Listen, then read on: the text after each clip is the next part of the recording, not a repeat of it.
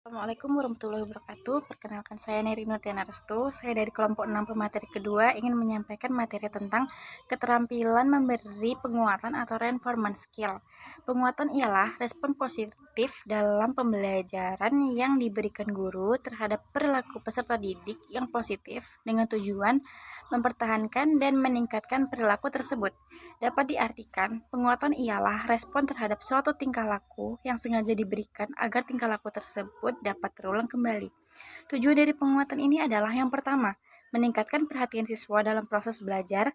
Yang kedua, membangkitkan, memelihara, dan meningkatkan motivasi belajar siswa. Yang ketiga, mengarahkan perkembangan berpikir siswa ke arah divergen. Yang keempat, mengatur dan mengembangkan diri anak dalam proses belajar. Yang kelima, mengendalikan serta memodifikasi tingkah laku siswa yang kurang positif dan mendorong munculnya tingkah laku yang produktif. Dalam memberi penguatan dapat dilakukan secara verbal dan non-verbal. Secara verbal, penguatan diberikan dengan menggunakan bahasa lisan. Sedangkan secara nonverbal, penguatan diberikan dengan memberi respon dengan bahasa tubuh. Macam-macam cara yang digunakan untuk memberi penguatan sebagai berikut. Yang pertama, penguatan kepada pribadi tertentu. Kedua, penguatan kelompok peserta didik. Yang ketiga, pemberian penguatan dengan cara segera. Yang keempat, variasi dalam penggunaannya. Adapun prinsip-prinsip yang perlu diperhatikan guru. Yang pertama, kehangatan. Kedua, antusiasme. Yang ketiga, kebermaknaan. Yang keempat, menghindari penggunaan respon yang negatif. Materi selanjutnya ialah keterampilan menggunakan variasi atau variation skill. Guru harus memiliki keterampilan menggunakan variasi dan terus berlatih menggunakan variasi yang menarik tetapi efektif.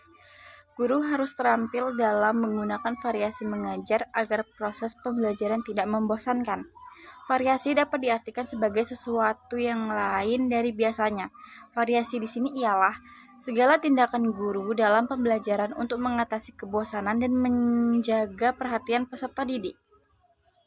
Manfaat dari variasi ialah yang pertama, mengurangi kebosanan peserta didik. Kedua, meningkatkan motivasi belajar. Ketiga, memacu, mengembangkan, serta mengikat perhatian peserta didik. Yang keempat, menumbuhkan rasa ingin tahu peserta didik pada hal-hal yang baru. Kelima, menumbuhkan perilaku belajar positif. Variasi mengajar ialah yang pertama, variasi gaya mengajar mencakup suara guru, gerakan, kesenyapan, perubahan posisi, pemusatan perhatian, dan kontak pandang. Yang kedua, variasi menggunakan alat indera untuk menjadikan pembelajaran lebih variatif, meliputi penglihatan, pencium, perasa, pendengar, maupun peraba.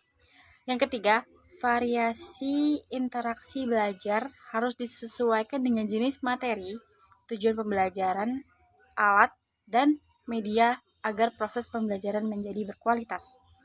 Ada 3 macam interaksi, yakni interaksi guru dengan kelompok peserta didik, interaksi guru dengan peserta didik, dan interaksi peserta didik dengan peserta didik lainnya. Adapun prinsip-prinsip yang perlu diperhatikan oleh guru, yaitu yang pertama, variasi digunakan dengan maksud tertentu yang relevan dengan tujuan pembelajaran.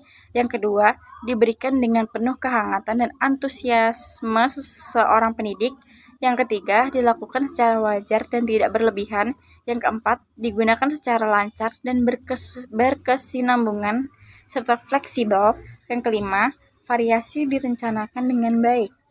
Sekian materi yang dapat saya sampaikan. Wassalamualaikum warahmatullahi wabarakatuh.